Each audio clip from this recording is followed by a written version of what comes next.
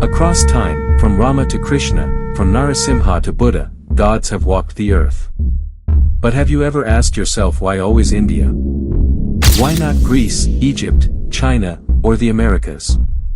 Why is it always this one land, Bharat, where the divine takes birth? Science may ignore this question, but ancient scriptures don't. Today, we ask what no one dares to. Why do the gods keep returning to this ancient land, and nowhere else? India was never just land. It was frequency. A place where the Earth's energy grid aligned with the cosmos. Where sages meditated not for magic, but to tap into universal code. Here, the divine was not worshipped from afar. It was invited through ritual, mantra, tapas. Ancient temples weren't mere stone. They were resonance machines. Every mantra was a frequency pattern.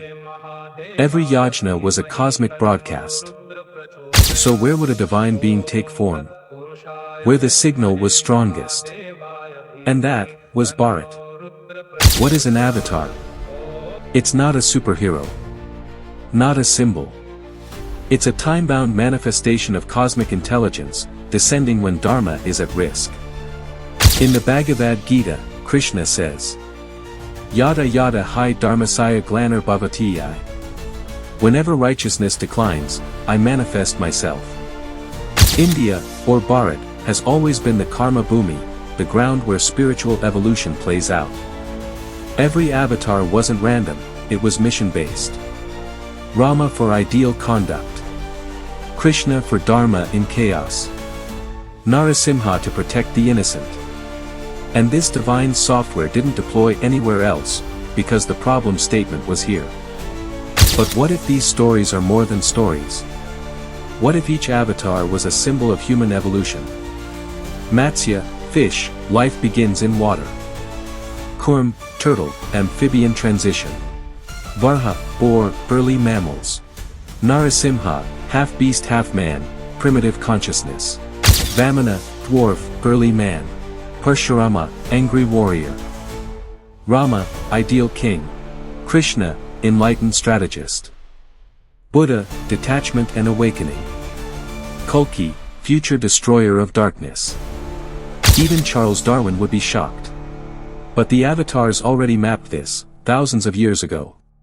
Was this mythology? Or memory? Why not Egypt? Why not Rome?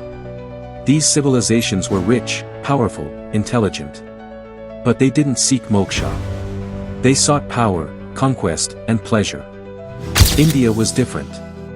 It was the only civilization built on the idea of transcendence. Of breaking the cycle of birth and death. So naturally, the divine chose this land as the testing ground. It wasn't geography. It was consciousness. Gods didn't come for the land. They came for the seekers.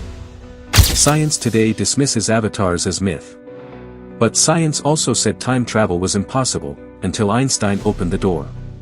Now scientists explore multiverses, higher dimensions, and simulated reality. What if avatars were higher dimensional beings, entering through spiritual portals we don't yet understand? What if the Vedas weren't fantasy, but encrypted science?